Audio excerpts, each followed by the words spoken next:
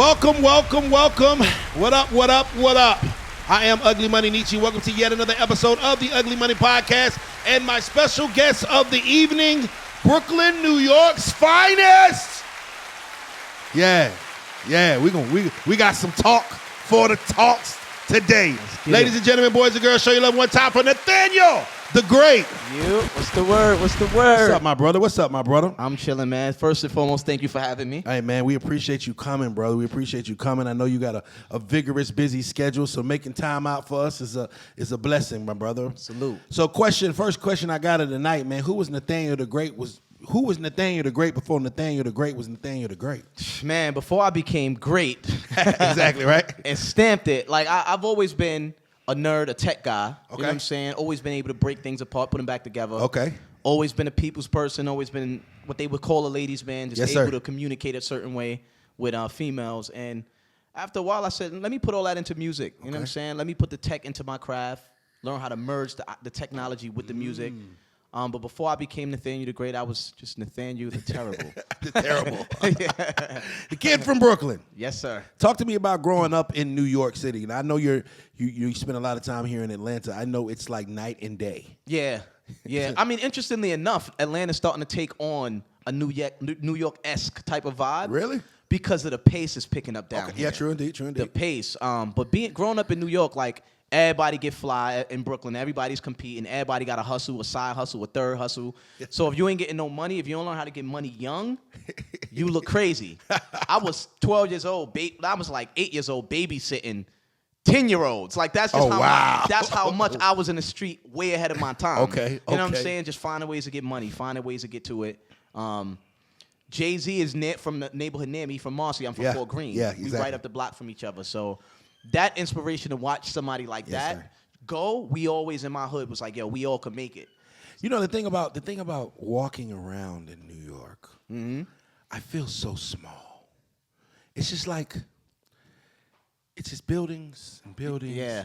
And there's like a little slit at the top, and it's the sky. Yeah. And it's like, you know, in the South, you can see the whole sky. You can see the sun, the moon, stars, whatever. You know, in New York, you see a slit, and the sun might be over here, but it's like a slit. Yeah. And I just feel like New York makes you know just how big the world is. Right. Because you're in this city, and it's land-wise, it's not big. You know what I'm saying? But it's just so many people, so many cultures, so many things. Yeah. And walks of life that are going on. You got people on top of you, below you, to the left, to the right. Everywhere. And the funny thing is you could absorb a lot of that energy and absorb a lot of that culture. It makes us well-rounded to where we can deal with anybody anywhere. Yeah. I can go to 42nd Street right now and meet somebody from Paris. I can meet somebody from Germany because they all there. You know what I mean? Even in Atlanta, we got people from everywhere. Yeah. But New York is like everywhere, everybody from everywhere every day. Yes, sir. You know what I'm saying? You know, there's one thing, I've traveled the world a lot in my time, and New York is Brooklyn. Especially, it's one of those cities that you can be anywhere in the world, and you say where Brooklyn at, and somebody, right. Yo, like I remember, ODing. I was in Korea. I used to be stationed in Korea, and I remember the DJ let me get the mic, like, yo, where Brooklyn at? Where Brooklyn? Yeah. That's crazy. And I'm like, what was you doing in Korea, though? I was in the military. Oh, fire, I was in the military. fire. And thank you for your service. No, That's respect. And the thing about it is, it's like, they are proud. Yeah. They are the Brooklyn dudes are going to be the loudest in the guys room. in the club. Yeah. Where does that pride come from? Right. Brooklyn. Man, I think because honestly, we got to jump on a lot of popular culture. Facts. A lot of people come from there. Even growing up, I found out later on in life Tupac was originally from Brooklyn. Facts. Michael Jordan was from Brooklyn. Like, we got all of these figures that it's like, how are they from Brooklyn? So when you go down the line of what Brooklyn created, we take pride in everything. Come on. You know take credit for all. We take credit for everything. We got Jordan. We got Barack Obama. Yeah, it's annoying, but we really be going crazy with it. So that's why when they say where Brooklyn at, we thinking about all the greatness that's ever been Brooklyn. Man, you know, every city I move to, I get a best friend from New York. It never fails. In Augusta here, it's always somebody from New York that's close by me. I don't know how it happens, right? Yeah. But in my past, I remember being in college, and I don't know if you're familiar with this college called Virginia Union. I'm from Virginia. Okay. And this is a college called Virginia Union in Richmond, Virginia. And it was like a ton of New Yorkers that would come there. It was like the New York school. Right. Either you're from Virginia or you're from New York, right there, right? And I remember getting in a fight with some dudes from Brooklyn every single weekend. It was a dude named Pee Wee. Oh man, Pee Wee had the big fitted hat, not Pee Wee, with the long joint, and sometimes he would have the pink one on. Yeah. You know what I mean? He would wear Timberland boots. The Killer Cam days. He would wear Timberland boots days. with the shorts. Yeah. You know what I'm saying? like his name was Pee Wee, and I remember I would be walking with some of our suite mates, would be females, and he'd be like, "Hey yo, ma." Hey, yo, ma, what's really good with you, ma? Yeah. And she'd be like, leave me alone. He'd be like, fuck you, bitch. And we have to go fight Pee Wee, bro. Right. And Pee Wee wasn't a big, nigga, Pee Wee was not a big dude. Yeah, they got hard. Yes, that's the thing I'm getting at. Bro, he never backed down. No. We beat Pee Wee's ass 4 weeks in a row, bro. By the 5th week, we like, yo, bro, we ain't even about to fight. Right. We became cool as a motherfucker, bro. I'm still cool with Pee Wee to this day. Yo, that's bro, fire, man. Them Brooklyn niggas is built different. Yo, and it's like, if you get them on your side, you got a real soldier. No, facts. But until then, niggas could be annoying. The beats don't stop. Like, you got to just find a way to mesh. Yeah. And y'all good for life. Hey, man, I sat there, and like, at the 4th time, like, I'm literally punching Pee Wee in the face, and I'm like, we got to figure this shit out. Because I say, yo, this nigga is like not scared. Yeah. And I'm like, I'm a big dude. I'm like, this nigga, fuck you too, big ass country nigga. You know what I'm saying? Like, y'all country ass Virginia niggas. You know what I mean? Niggas can talk shit from New York. What? Hey, bro, do not get in like, don't get to talking shit with a New York nigga. Oh, nah. Because you can't out talk a New York nigga. And then niggas be having jokes like, oh New my York is God, ridiculous. bro, you be ready to fight him. Yep. Because we naturally talk a little slower down south. Yeah. Bro, a New York nigga get on I'll your talk head. you, right? He keep going. Oh I'll talk my you. God. He fitting in like 10 sentences before you get one in. Hey, son, you mad corny, B. Right. Word of mother, B. You mad corny as fuck, B. Right. It's annoying, son. The New York culture is something that I can never escape, man. I can never. So how did you get the music bug, man? Where did the singing come into play? Well, fortunately, I grew up in church with a whole family of singers. I'm the worst one. I'm just the one that hustled it the hardest. You know what I mean? Okay. But been singing since church, since birth. Born 1 year later, I'm a tenor in the choir. Before I even know how to walk, I'm singing. So it was just bred in me. You know what I mean? And after like, I would say hitting 14, 15, me and my brothers formed the R&B group. Okay. We would go out sing Boyz II Men records, Jagged Edge, did Showtime at the Apollo. I know you remember that. You did Showtime We did Showtime at the Apollo. You got to be a brave soul. Yeah. And we did our things. Even to this day, people still stop me in the street like, wasn't you that kid on Apollo? They don't care about none of the records I got now, none of the major features. None of... You was on Apollo, right? You didn't get booed. Yeah. Nah. We got a standing ovation and all that. Dope. Yeah. We did well. And the whole world used to watch that. For sure. Yeah. So we got known throughout the world because of that. I remember watching it and having aspirations to be an artist. And I was like, I could never do that. I could never do that. Because like New Yorkers are so abrasive. Yeah. Boom! Yeah. Like I can just. Y'all got that shit show out here though. The shit show was about Shouts to be out to the shit show. Shouts out to the shit show. It's the next fucking Apollo. No, facts. Yeah, because I take pride. I be in like the second section. Nigga, I be booting them things. They buy the shit pillows just to. Bro, it's fun. Shout out to my boy Avi too. He in the chat. He just won last week. Oh yeah, shouts out, man. Yeah. I sometimes I just, even if the guy's good, I just still throw shit. It's fun, man. So you've had a track record, a mile long, bro. I don't even know where to start, from DJ Khaled to Wiz Khalifa. Yeah. Like, did you ever see yourself, as a kid from Brooklyn, doing all the things that you have done in your music career? Nah. You didn't have it all figured out. Nah. And it's funny, to this day, I still seem to land joints, and you never know when it's going to happen. it always feel like this last one may be your last one. Come on. It's so weird. But you just keep going and shit keep happening. And I've been in that zone for like 5 to 7 years, just landing joints, getting all the accolades, and I always treat them like it's my last because I don't know when my next my next moment gonna be, you know? So I still shock myself. I just moved to Atlanta, and now I got Amaretta, Honcho. Yeah. These, the locals, you know what I'm saying? They're local stars. I'm like, Yeah. how the fuck did I get here? It's tricky. It's very tricky, but it's about staying on it and finding creative ways to reach people. What do know? you think thus far has been your shiniest, like your most shining, brightest moment in your music career? Maybe a strange one, but 2014, I got a call in the studio by DJ. This wasn't K Slay, but it was one of his partners, DJ Absolute, right? Shout out to Absolute. Shout out to Absolute. Rest in peace, K Slay. So Absol's like, yo, these dudes want you to get on this record.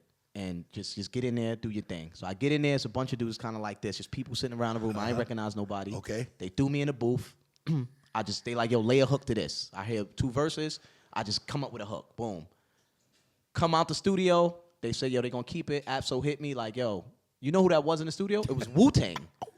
They did a reunion project called A Better Tomorrow in 2014. Wow. They used that single as the lead single. So if you Google Nathaniel Wu-Tang, it was Nathaniel featuring Wu-Tang featuring Nathaniel. Wow. Song called Keep Watch on their album A Better Tomorrow. I wasn't a Wu-Tang fan. Yeah. But when that dropped, because they didn't drop anything in so long, it was like Rolling Stones. Yes. You know what I'm saying? Time Magazine. Their fans are like, who the fuck is this dude singing? Because they hate singers. Their fans ain't big fans of Bars, singers. boom bap. It's just boom bap shit. Exactly. But for me, my name was just ringing everywhere. Twitter, it was the Twitter days. That shit was a moment. I ain't gonna hold you. That's definitely a big one, you know what I'm saying? There's not a lot of people that can say they got the first Wu-Tang single in freaking 15 years. Yeah, that shit was ridiculous. And me just still not knowing the value of Wu-Tang, I'm not gonna lie, I didn't know what I just did. Even when they told me it was Wu-Tang, I'm like, oh, word, all right, cool. I didn't know what type of fan base they had. It probably helped you not be nervous and kill it that much more because you was like, it's true. Whatever. Yo, what? Because if you would have known, like, nigga, it's Jay-Z right there. Yeah. You would have fucked up. And it was like 4 of them. It wasn't all of them, but it was RZA, it was Master Killer, GZA. It was some of their main guys. Facts. Ghost wasn't there. No, Meth was there. Oh, wow. Meth, no, my bad. I met Meth in the studio after. Ghost was there, but they looking at me in the booth, watching me record it. If I would have knew who was watching me, exactly. I would have froze up The a little pressure bit. would have been like, yeah, I'd have froze up. Everybody got the pad. Yo, right. Nah, that's dope, bro. Especially when you're dealing with legendary artists and they applaud your talent as well. That's a great feeling. I remember, you know, when I got signed to 8Ball and MJG, and to have, you know, some legends, like really, like my shit. I'm like, yo, bro, this is some shit. I'm just winging it. You know what I'm saying? And for them to like my stuff. And I remember one time 8Ball told me, he was like, yeah, man, you know, we passed on Gotti, but we signed you. Oh, that's fire. And I was like, man, maybe you should have signed Gotti, bro. But I appreciate it. But, you know, you might, yo, Gotti, bro. I mean, you know, I'm cool, bro. I'm talented, but yo, Gotti, bro. Nah, man, shouts out to all the legends, man. I think the legends. I think our generation we have to protect our legends. We have to applaud them, and we have, you know, we can't let people tear down their legacies. You know what I'm saying? Like, and that's one thing I do hate about the internet is a lot of times the internet is not as kind as it should be to our legends. You know what I'm saying? Like, I hate what they was like. I wasn't even that biggest Eminem fan, but I hate when people talk shit about Eminem because I'm like, bro, he was like considered the best rapper alive at one point in time. You know what I'm saying? And if you notice how other genres, how they worship their legends. Facts. Mick Jagger and them, they don't play them. They don't play them games with them. Sting, the older they get, the more legendary, the more they charge for shows, the more it's a luxury to be in front of them. Our legends is vice versa. Yeah. We look at them, it's like, you ain't do shit lately. Fuck them old niggas. You washed up. Yeah, that shit is corny. We only do that to our own. No, we got to salute our legends, man. So, dream feature. If you could work with anybody dead or alive, who would Nathaniel the Great work with? The craziest thing, that dream feature used to be Music Soul Child. Come on. It was music. That was my guy. Legendary. I listened to all his albums coming up. You know what I'm saying? Studied it. Came down here. Got him on my single. He on my album. So now, only person left is Jay-Z. Only person left is Jay. I'm gonna pray for you. Yeah, Jay. And I believe it can happen. It can happen. You know what I'm saying? Like, it's a difference to just be like, oh, I wish, I pray. I believe this shit can happen. Nigga, you got Wu-Tang. Right. See, that was less likely, right? Because Wu-Tang, DJ Khaled, I mean, you know. Yeah, that was less. call. And I got an LL feature on, not this album, but an older project. He's on my record. Wow. LL don't even jump on all this record. Yeah, he ain't charge me nothing. Come on. Did it after I sent him the record, spit lyrics that matches my lyrics, gave me the official verse. So shit like that happens. Exactly. So when I look at Jay, I'm like, when I see him, I'm gonna talk to him. You seem like you're the guy that's always in the right place at the right time. I think it's like so. divine intervention. Yo, I think so. You know what I'm saying? So. Like, yo, I think so, yeah. We got Barack Obama for lunch. Right. Can you make it? Right. Like, I just happen to be right up the street. Yeah, just stop by. Yeah, and this funny thing is like, it's not that none of it surprises me anymore, but shit just be happening. Yes, sir. That's the best explanation. Like, I can't link a lot of this shit together. Yes, sir. One thing happens on his own independently. Another thing happens. Sometimes it feel like a lot of the time it feel like ain't shit else gonna happen. Yes, sir. But then some other shit happens. Yeah. You see what I'm saying? Like, it's all like you said, right place, right time, right conversation. Divine intervention, bro. It all starts with me just dealing with people, treating them with respect, and then people just 2 and 2 come together. Have you ever had a chance to meet Jay-Z? Nah. Closest I got to him, I was in One Oak last year, Grammy weekend, or 2 years ago, Grammy weekend in L.A., and son jumped out the car, out the limo, and just like walked by everybody. In L.A., it's the first time in my life that I learned the levels of fame. Oh, yeah. I'm online with celebrities online. Exactly. Couldn't get in that motherfucker. Yeah, with guys like Jay walking in and Drake walking in. But you got people that's like way up online trying to get in. Got platinum records. Yeah, it changes your whole perception on what the levels of fame are when you see shit like that happen. Yeah, like Chill, Young LA Chill. Jay-Z's walking in. Oh, yeah, right. No it's disrespect like that. to Young LA, but it's not gonna happen. It'll be a motherfucker that you like, yo, in any regular spot, this nigga would be getting paid to walk in this shit. For sure. But since Jay come in, he can't even. He arguing with the bouncer. It's different. Yeah, it's levels to this shit. Hov is probably one of the few people that I can honestly say, as a grown man, that I would be fanned out to meet. Yeah. I've seen him in person twice. Mm-hmm. The first time was at the BET Hip Hop Awards. I had got a ticket from one of my partners through his school, and I was literally at the last row of the Fox Theater. I was actually at the last, like literally the wall was behind me. I was in the nosebleed seats, last row. And I remember Jeezy came out and he was starting the song, and you know, he's the song with Jay, and then nobody knew that Jay was gonna be there. And he just comes out, BET Hip Hop Awards, and he just spits a verse. And dude, I was all the way at the back, and I'm positive he heard me yelling on stage, bro. Like I'm sitting, yeah.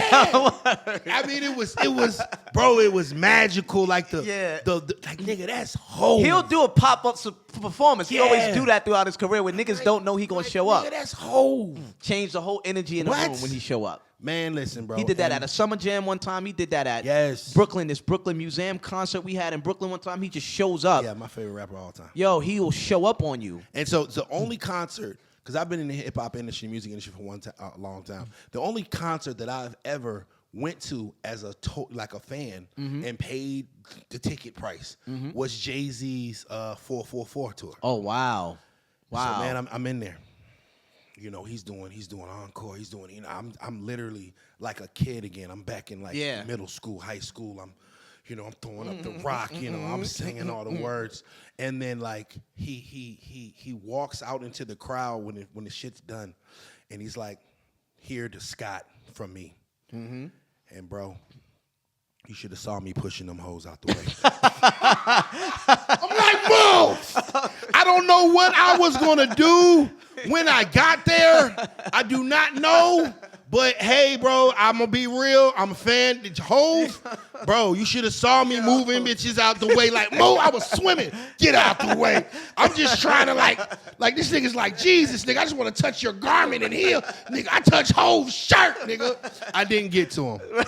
Big security guard, nigga, way bigger than me, more muscles. Yeah, you having the Muslim dudes around and they ain't fucking around. Yeah, so I didn't get to get that close to Hov, but that is definitely on my bucket list of things to do. Like I can you get a feature with Hov, you could just like, you could chill. You could really just chill after that. Like I think a lot of shit is gonna happen. A lot of your bucket list may be crossed off because that nigga takes up most of everybody's bucket list. Yeah.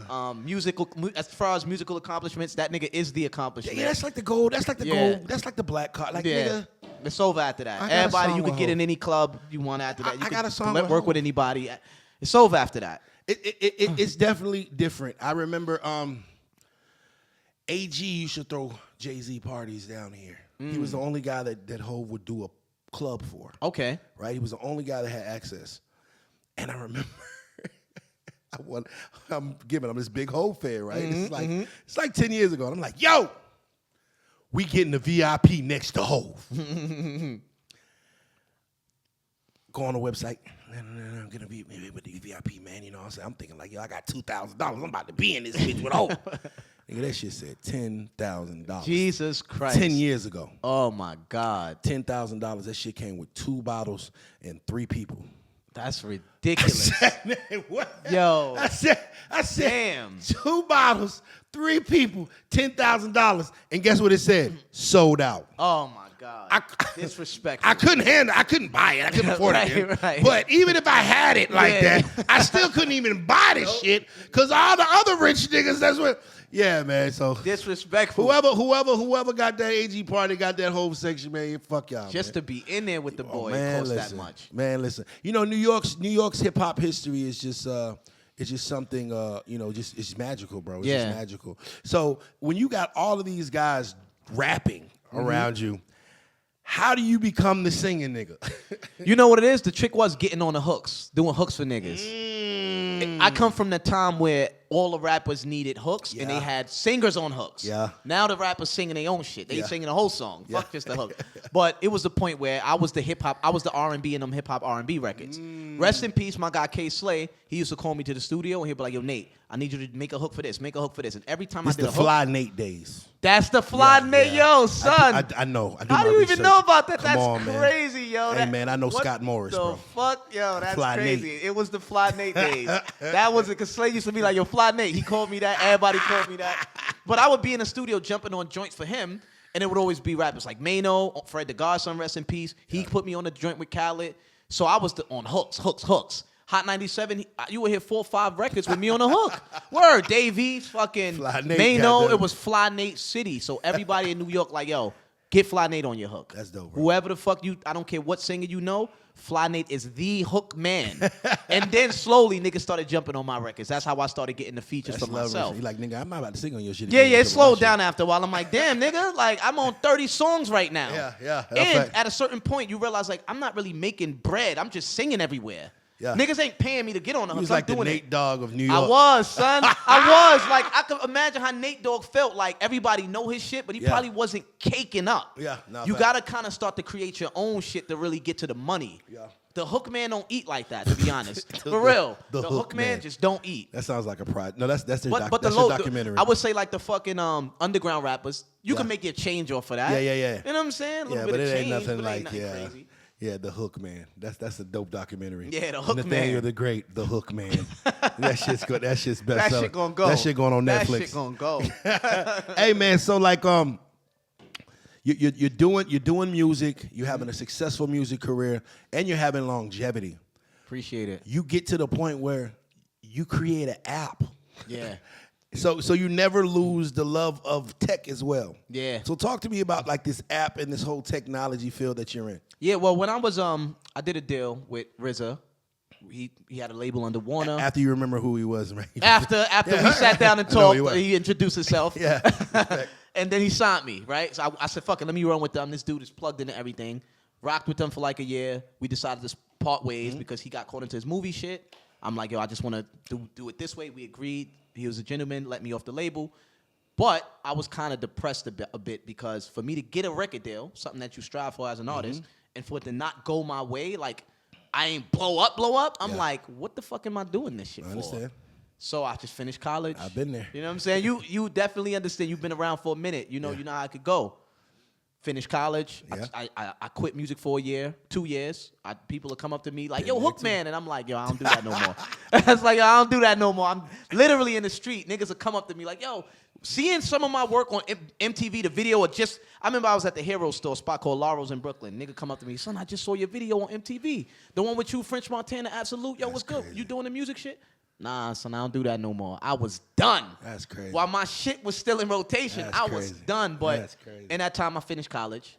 I said, I need a plan that's going to be in stone. Some shit that I could really have regardless. And I said, I need to make my own money and fund my own shit. There you go. Yeah, that's what it was. So started the IT company. Well, I worked on Wall Street first. Got my degree, Bachelor of Computer Information. What you didn't do. Yeah, I was on Wall Street 4 years. But I went back to music halfway through that. But I was on Wall Street grinding with the big wigs. You know what I'm saying? Then launched my own IT firm. Started making my bread there. And once I got deep into music again, what brought me deeply back in, Papoose called me one day. The episode of Love and Hip Hop when him and Remy was getting married was going to drop. He like, Nate, I need a hook. I need something to drop. Because he know me from the Hookman days. So he like, yo, I need a hook. I need something to drop to like Thursday when they play this episode. Nigga, give me something now. Okay. It was at the time where a lot of police shootings was going on. So the energy I was on, the frequency I was on was like, we need love. Black people need love. Come on. So I came up with a hook called Black Love. It was him. He put Remy on a remix. And once he dropped that record, the Black Love hashtag blew up. Yes, sir. BET did a segment on it. It just blew the fuck up. Yes, and then I was like, all right, I'm all the way back in this shit.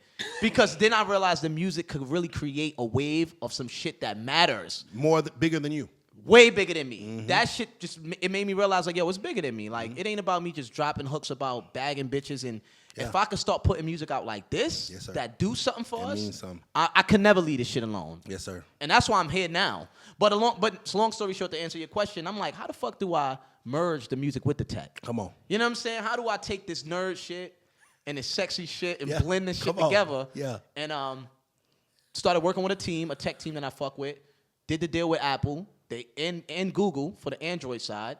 They let me clear it. I'm actually in the process of upgrading it now, relaunching it Friday, just doing a quick update. But the app has all of my content, a built-in chat system. I sell merch through it. I sell concert tickets, all kind of shit through it. I even did something recently with IG where I created my own filter. If you use the filter, when you put it up on your page, my song Cash Out plays when the filter goes up. So the filter is my chain. It's like a chain that says Cash Out. Wow. And when it goes up, you hear the song, and those songs count toward my Spotify streams.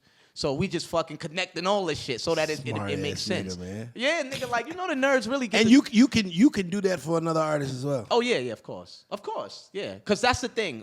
A lot of the shit that I do, I always try to find a way that I can replicate it and pass it around. Whether it's the billboards, whether it's getting shit on TV, I stay connected to all of those, so that other people that need shit, I can send it out. You know what I'm saying? And that's smart because you have a lot of ways to barter things. That's the name of the game. Facts. If I got 5 different hustles and one of these things you need, and I just want you to rap on my song, I can give you one of these things, and in return you can give me what I want, and then I don't have to spend no money, and you don't have to spend no money, and everybody's happy. You know what I'm saying? Very true. And not for nothing, outside of bartering, sometimes like I see people doing things. Yes, sir. And I'll just throw them a resource. Respect. Like, yo, I like what you're doing. Like, yo, because you have that access. Yes, and sir. Sometimes artists and underground guys like us, they just don't have the access. No, facts. The talent's there, the hustle's there, but they just like, how do I get that? And if you could be that plug, you could be that resource to people, what the fuck? You're going to hold all up. Some niggas will do it, though. Some niggas will. They'll hold it. They'll just hold on to it. But when you start letting things out and sharing shit, you realize a lot more come back. And come back to you. No, facts. Times 10. It's funny because I built this business on just helping people. I could already tell how you are. I could tell. Like, when I retired from rap, because when I say I'm done, I'm done. Yeah. when I retired from rap, I spent like 2 years trying to figure out, like, what was I going to do with my life, right? And I'm like, and I just said, man, something came in my spirit. It's like, man, I'm just going to try to help as many people as I possibly can with everything I've learned. Yeah. You know what I'm saying? So I changed my name, grew my hair out, gained 50 pounds, became Ugly Money Nietzsche, right? And I just said, hi, man, I'm just going to try to help people. And I remember to never forget, it was this one guy that came on my live, and he was like, hey, play my song. And I'm like, I play it, and I played it, and I was like, yo, this is really good. It was an R&B cat. Yeah. And I was like, yo, this is dope. I said, yo, I think Jazzy Faye will love this. And he's like, and I was like, man, I'm going to call Jazzy. And my chick at the time, I was like, record me calling Jazzy so this guy know that I really call Jazzy for him. Yeah. Right? You know what I'm saying? I'm like, yo, this is kind of dope. And I'm like, this is something that's normal to me. Yeah. But at the same time, call Jazzy. Jazzy's like, yeah, send it. I send it to him, call me back. 10 minutes later, he's calling back. I'm like, hey, record this. We'll see what he says. Jazzy's like, where's this guy at? He's hard. Yeah, I want to work with him. And I'm like, send him to the studio. And I call the dude. And I'm like, yo, Jazzy wants to work with you. Yeah, yeah. And, he wants to go. Bro, he literally, fire, man. They did a songwriting situation with each other. That's crazy. And that kind of sparked my idea, yo, I could do this shit. I really have a contact list where I can make things happen that people can't make. And he was so grateful for it. It was another day at the office for me because I have a relationship with, I was signed to them. So it was, it was my guy. Mm-hmm. But for somebody else that hadn't had the opportunity, but they have the talent, they just never had the connection or the plug. I'm like, well, shit, let me just plug niggas in with niggas I know. And then that went to Boosie and then Gunna and then Moneybagg and then so on and so forth. And we built a damn brand off of just helping people. That's fire, man. That's and fire. It comes back. It definitely comes back. Yeah. It's I just try to throw out as much love and respect and help as I possibly can. And that shit I just remember bro, I'm like, yo, is this money mine? Mm-hmm. Ain't no fucking way. Right. I'm like, you'll get blessed, man. It's blessings weird. that come behind, it's like giving. When I was selfish, and I was just about me. I didn't make shit, right?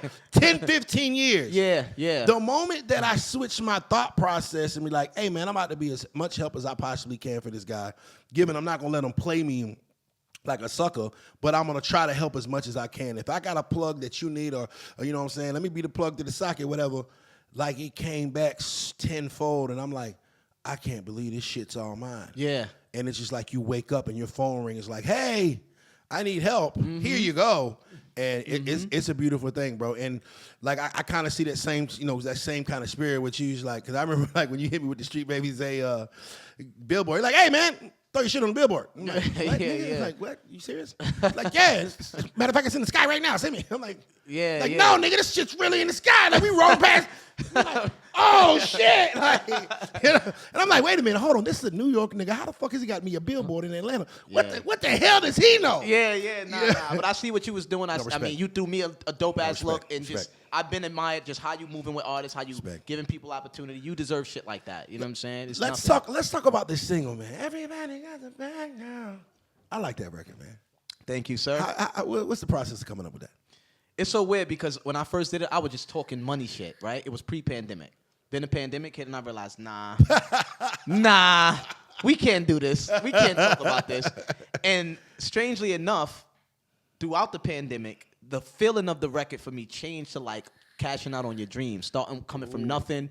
So I decided, you know what? I am gonna put the record out. I'm gonna make sure that I literally go with what is the feeling is giving me now. So even before I drop the record, when I'm on stage and I'm about to drop it, I'll talk about what it means. If you got a dream you're trying to cash out on, the bag is your dream. Everybody's getting to their dream. I always introduce it because that's the energy. Yes, sir. And I'm not gonna hold you. I think when I dropped it with that vibe in me, it took a leg of its own. Retta jumped on it before she blew up on that Not Atlanta joint. Yeah. So that was fate. You know what I'm saying? Yeah. She just jumped on the joint. That's love. And that helped me out in this market. And right now, I'm not going to lie. Shout out to DJ Peanut. I DM'd him one day yo, what's up? My name is Nate. He said, oh, send me the record. That's love. Shout out Peanut. Yo, Peanut be killing it on the east side.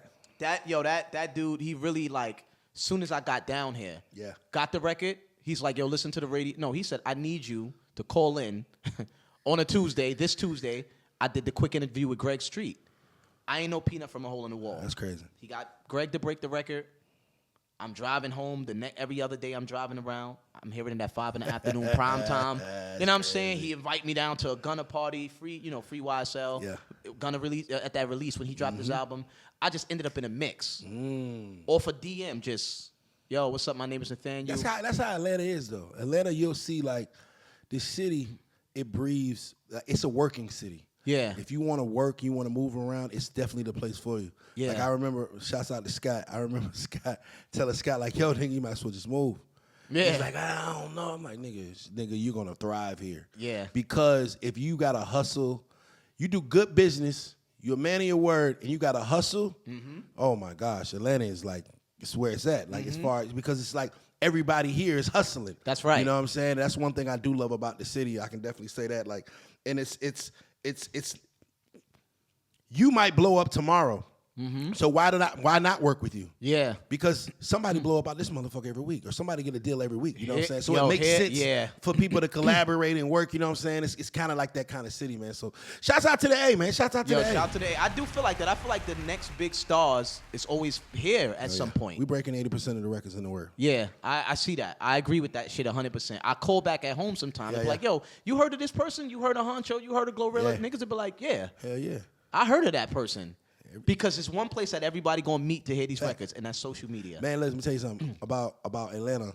You get a local buzz in Atlanta. Mm-hmm. You got a buzz like throughout the Southeast. If you got a buzz in Atlanta, like you got a buzz in Alabama, Mississippi. You got a buzz in like 5 or 6 states off rip. Yeah, for sure. Like you make a presence here, it means something. Yeah, you know what I'm saying. Now let's talk about social media because that's another thing, man. You know what I'm saying? Because I need more followers. How do I get 1 million followers, bro? Come on, man. Like, we went through a lot of running ads. Okay. We went through a lot of in New York. I used to do a lot of street team work where we would pull a giant truck with the video on it in front of every major concert. Wow. Promo cards, QR codes, scanning, billboards all around the country with scannable codes, leading everybody back. So we always got campaigns running 24 hours a day, running. But when I was on foot in New York, I'm about to start that same pressure here in Atlanta. I put in so much work on the ground. I used to have this hologram that it stands and it's just in the middle of the air. It just looked like I'm floating right there in the air. The only thing is it's really a spinning fan. That's the technology behind it. So some people will come up to it to touch it or try to. It won't cut you, but it'll fuck you up. So we used to somebody have to stand there like, yo, whoa, chill. Don't touch the But shit like that. So from the hole within 50 feet, you could see this shit. Wow. So imagine how it would attract people like flies. And we would bring it to all the major concerts. So we did a lot of that got street his own team hologram, man. Yes, that's the coolest nigga in the world. Yeah, I'm a nerd, man. Like I'm a whole nerd, so I bring all that shit to the right in front of you type shit. That's dope, man. So just hard work. Yeah, just hard work, street work, ground work, running ads. You got to be. I mean, for anybody listening, you got to invest. Learn how to invest in create different ad sets and change your ads on Instagram, Facebook to draw attention to yourself. I don't know if niggas know about that, but no, that's the nerd shit they really need to know though. Yeah, they do. They do. Facts, you got to learn how to run ads. That shit is very important. I talk about that in my consultation. I'm like, hey, look, this shit is gonna sound boring as hell, but there's a difference between a nigga that's popping and you. Yeah. So you might want to listen because this is like, hey, what is a target audience? Yeah, you got nigga, your fans, motherfucker. right. You know and you got and another thing a lot of people don't know, if you want your Spotify, the algorithm to break open, get the traffic to come to your Spotify through social media. It's the #1 way for Spotify to now start dropping your record on those playlists like Discover Weekly and Release Radar is when your shit first dropped. But I think it's Discover Weekly and it's one more, Radio. But they could see when that traffic is coming from an ad. So if you're running a Facebook ad or Instagram ad with the clickable link going to a single on Spotify, that fucking traffic is like every stream that come from there is like worth 1,000 streams algorithmically. Now it's not gonna technically say 1,000 streams, but the way it affect that algorithm, it breaks that shit open within a matter of weeks. And Spotify will start putting your shit on that Discover Weekly, giving it to new audiences weekly. So you'll notice a song you had out a year ago. Yeah. If you start running ads on that bitch, it's gonna start ending up on Discover Weekly. You're gonna see a spike of 5,000, 10,000 new streams a day type shit. Hey man, you giving them too much game. Yo, yeah, I'm just saying, like, you better. Y'all gotta subscribe to my OnlyFans for the rest of that. Not the OnlyFans. You giving y'all too much. Oh, bro, I'm about. Hey, bro, it's in the whole nother. Oh, shit. Yo, they caking up on OnlyFans, bro. Man, I know a chick that became a millionaire selling feet pics, bro. Yo, son. I know a chick that was selling her toenails. Like, she was selling the clipping.